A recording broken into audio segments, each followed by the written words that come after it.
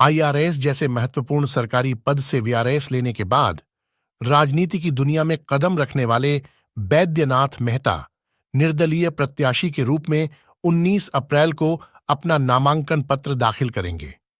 उन्होंने कहा कि आईआरएस की नौकरी छोड़कर राजनीति में आना मेरे लिए कठिन फैसला था और यह एक चुनौती भरा कदम है, लेकिन ऐसी चुनौती मुझे अच्छी लगती है।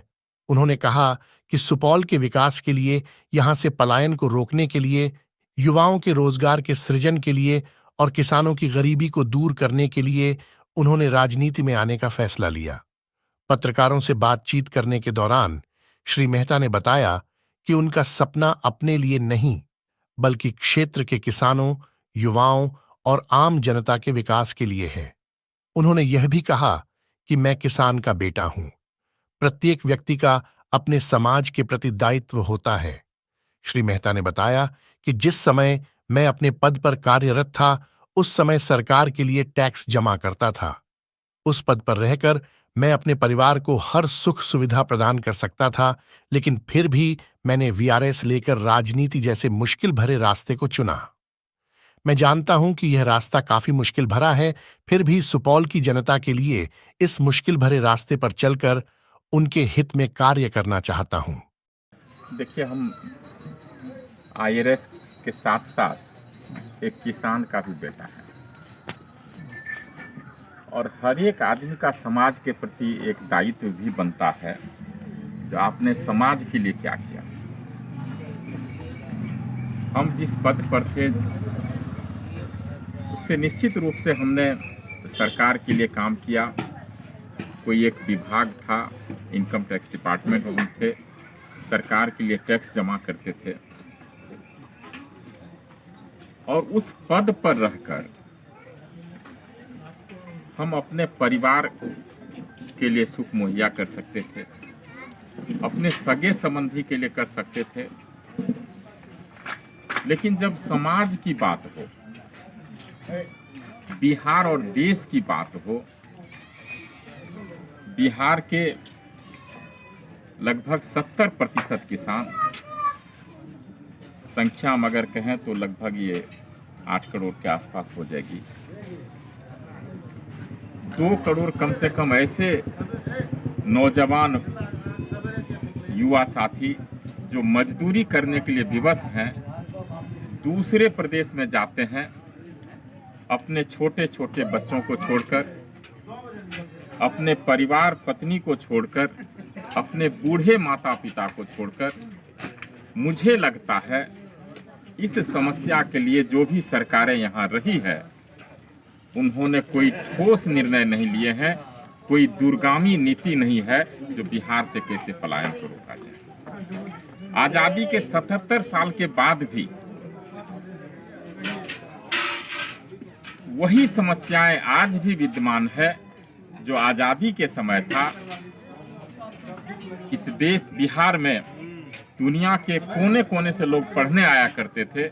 नालंदा यूनिवर्सिटी यहाँ था और आज स्थिति यह है जो बिहार के बच्चे पढ़ने के लिए बिहार से बाहर दिल्ली, कोटा में भटक रहे हैं और जो किसान हैं अपनी गाढ़ी कमाई का अधिकांशतः हिस्सा अपने बच्चों की पढ़ाई में लगा देते हैं। साथ ही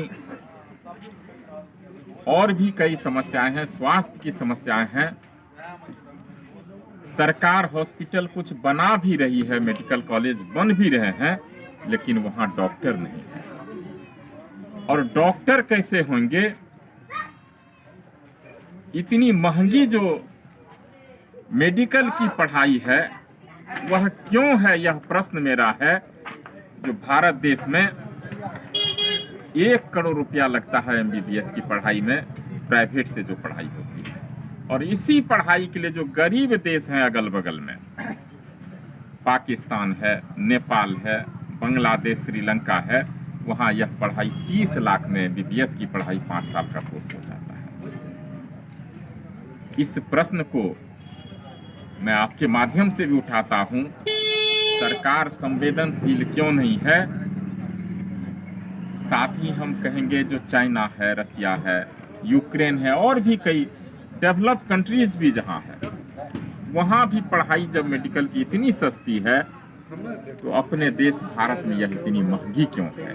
और जब तक ये महंगी पढ़ाई रहेगी, गरीब किसान मजदूर के बच्चे डॉक्टर नहीं बन पाएंगे। और जब तक गरीब किसान मजदूर के बच्चे डॉक्टर नहीं पढ़ेंगे तो यह सोचना भी जो प्रखंड स्तर और जिला स्तर के हॉस्पिटल में डॉक्टर मिल जाएंगे, हमें लगता है यह संभव नहीं। साथ ही यहाँ कोसी क्षेत्र है, बांध के अंदर जो लोग हैं कई हजार, 50,000 से ज्यादा लोग हैं, उनकी अपनी समस्याएं हैं।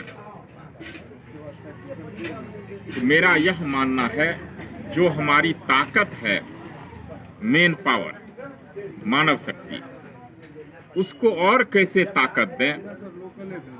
जो किसान है उसे मजबूत बनाना पड़ेगा, जो युवा है उनको रोजगार देना पड़ेगा, जो पलायन है उस समस्या के लिए निदान ढूंढना पड़ेगा।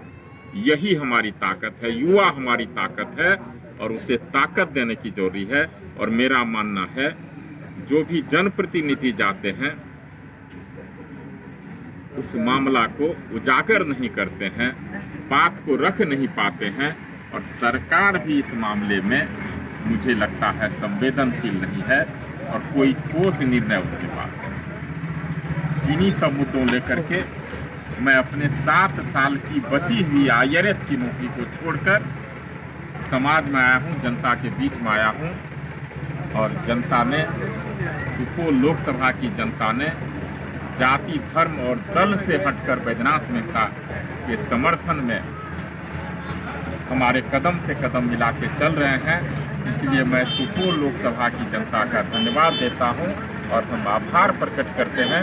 जो आपका जो समर्थन हमें मिल रहा है वही बैद्यनाथ मेहता की ताकत है, और इसी तरह से आप अपना प्यार और समर्थन हमें देते रहें।